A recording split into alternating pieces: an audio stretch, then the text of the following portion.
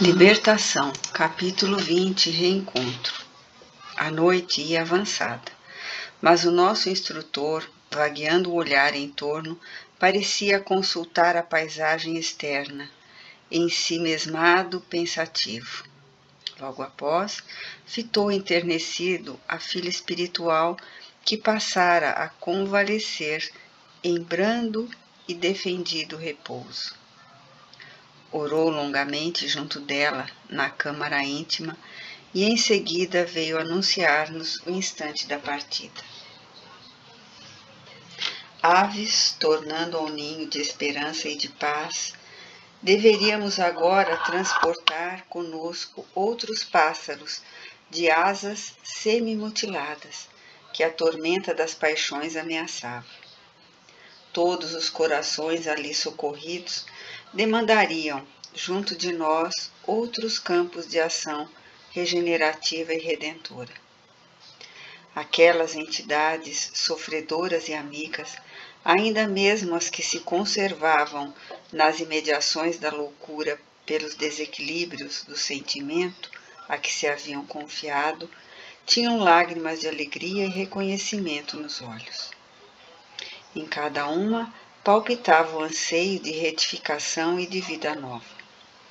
Por isso mesmo, talvez, cravavam o olhar inquieto e jubiloso em nosso orientador, como que a lhe devorarem as palavras. Todos os companheiros incorporados à nossa missão destes dias, avisava Gúbio paternal, desde que se mantenham perseverantes no propósito de autorrestauração, seguem ao nosso lado com acesso aos círculos de trabalho contínuo, onde estudantes do bem e da luz lhes acolherão com simpatia as aspirações de vida superior. Espero, contudo, que não aguardem milagres na esfera próxima. O trabalho de reajustamento próprio é artigo de lei irrevogável em todos os ângulos do universo. Ninguém suplique protecionismo a que não fez jus, nem flores de mel às sementes amargas que semeou em outro tempo. Somos livros vivos de quanto pensamos e praticamos, e os olhos cristalinos da justiça divina nos leem, em toda parte.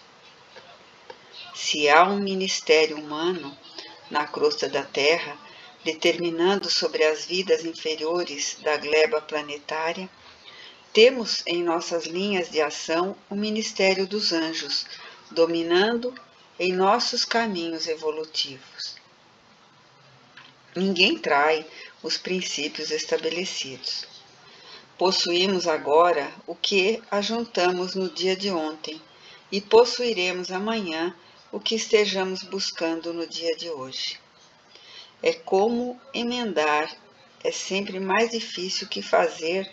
Não podemos contar com o favoritismo na obra laboriosa do aprimoramento individual, nem provocar solução pacífica e imediata para problemas que gastamos longos anos a entretecer.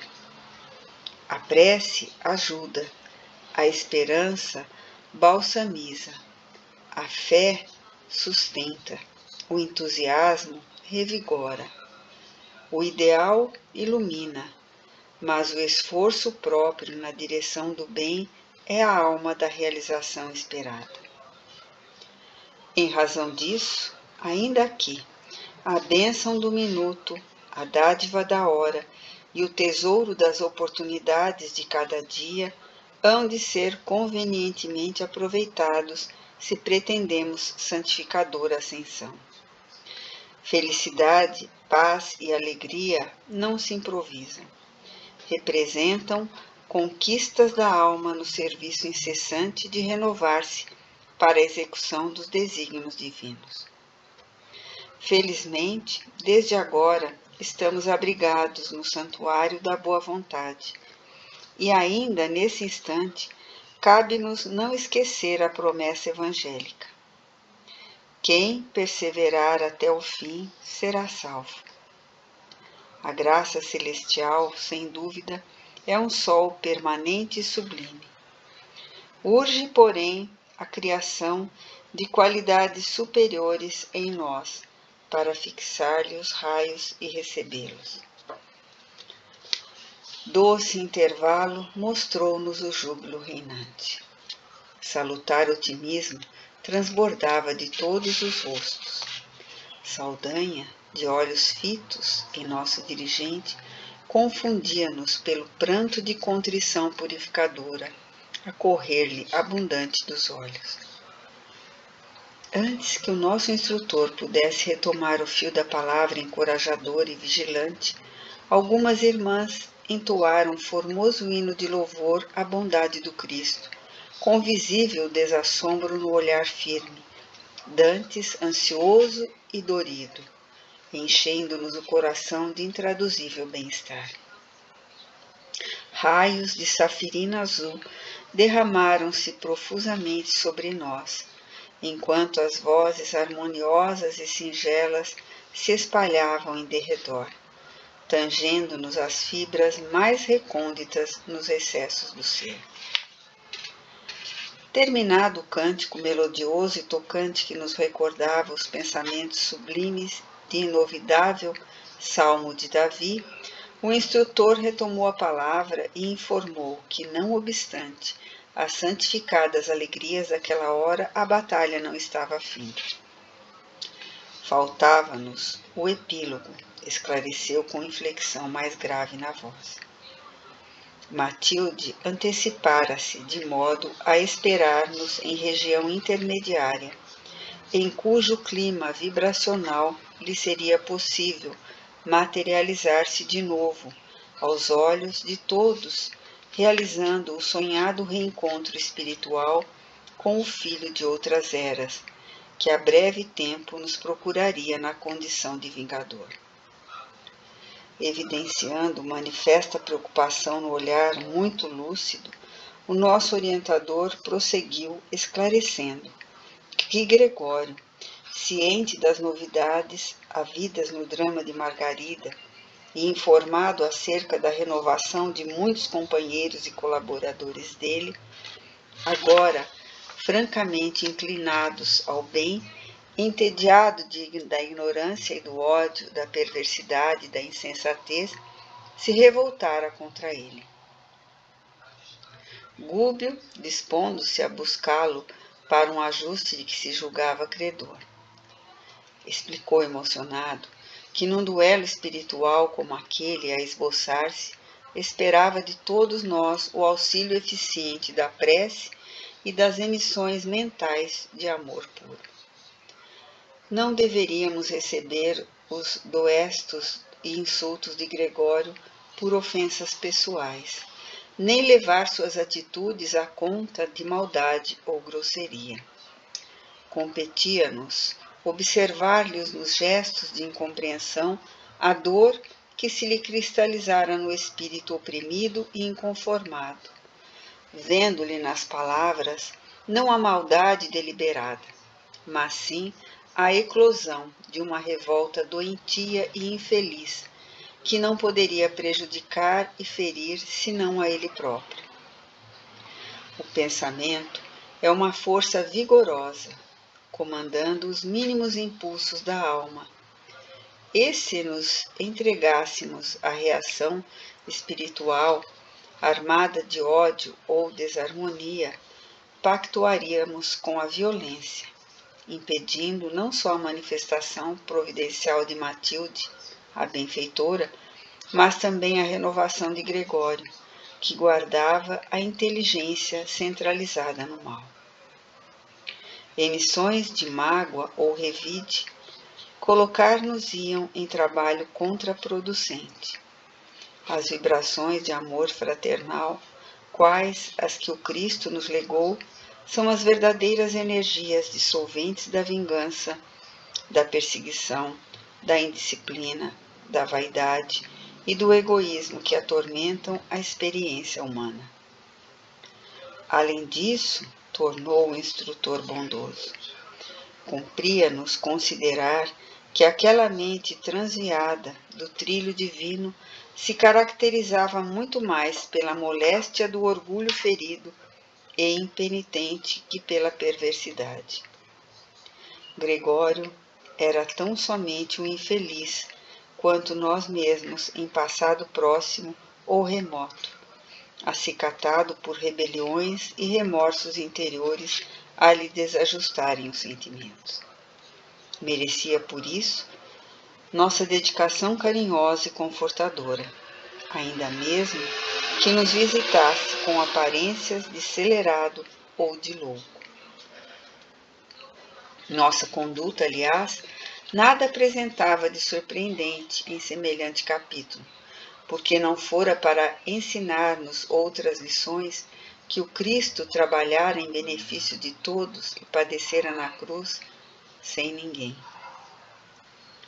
Notificou-nos ainda que o sacerdote das sombras se faria acompanhar em sua vinda até nós de muitos companheiros tão envenenados mentalmente quanto ele, e que contra essa equipe de criaturas inimigas da luz cabia-nos formar um todo de defesa harmônica, através da fraternidade legítima, da oração intercessora e do amor espiritual que se compadece e age em favor da restauração do bem. Valendo-se da pausa que se impusera natural, Saldanha perguntou ao nosso mentor se não devíamos organizar pelo menos um movimento coordenado de repulsão energética, ao que o dirigente, sábio e amigo, respondeu sorrindo. Saldanha, em companhia do mestre que abraçamos, só há lugar para o trabalho sadio, com o entendimento das lições e sacrifícios, e iluminação que nos deixou. Não acredites que um golpe possa desaparecer com outro golpe. Não se cura a ferida aprofundando o sulco da carne em sangue. A cicatriz abençoada surge sempre à custa de enfermagem, remédio ou retificação com as ascendentes de amor. Quem pretende o reinado do Cristo entrega-se a ele. Somos servos. A defesa, qualquer que seja, pertence ao Senhor. O ex-perseguidor calou-se humilde. Decorridos alguns minutos, algo constrangidos, afastamo-nos em bloco da vivenda em que tantos ensinamentos preciosos havíamos recebido. Amparados os mais doentes naqueles que se mostravam mais fortes, retiramo-nos cautelosos, pondo-nos a caminho da zona pré-estabelecida. 2 horas de jornada sob a supervisão de Gubo, perfeitamente treinado em experiências daquela natureza, conduziram-nos ao local desejado. O campo em torno era singularmente belo. Verdejante planalto, coroado de luar, convidava-nos à meditação e à prece.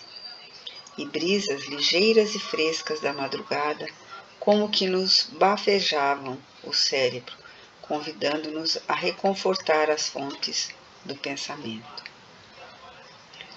Nosso instrutor fez-nos sentar em semicírculo, compelindo-nos a recordar várias cenas evangélicas e informou, com visível emoção, que, segundo mensagem particular por ele registrada, Gregório e os dele já se haviam colocado em nosso encalço, e que, se alguns dos companheiros procurassem evitar-lhe a presença, qualquer fuga em nosso agrupamento se fazia impraticável, em virtude de a elevada porcentagem de peregrinos ali reunidos se revelar incapaz de volitação em alto plano, pela densidade do padrão mental em que se mantinha. Cabia-nos, pois, agora a atitude de oração e expectativa amorosa de quem sabia compreender, ajudar e perdoar. Do zimbório estrelejado desciam valiosos estímulos para nós. Constelações tremeluziam distantes, enquanto a lua, silenciosa e bela, parecia disposta a testemunhar-nos o esforço cristão. Reparei que o nosso dirigente, insulado na relva macia, assumia a posição de instrumento mediúnico, qual acontecera na reunião que vínhamos de efetuar, porque me entregou confiante a direção da Assembleia, o que aceitei dentro de preocupação extrema, embora sem hesitar. Providenciada semelhante medida, Gúbio passou a elevada condição mental por intermédio da oração. Acompanhámo-lo reverente. Não havia gosto para conversações estranhas ao problema delicado daquela hora. Demorávamos-nos em observação expectante quando o ruído longínquo nos anunciou a alteração dos acontecimentos.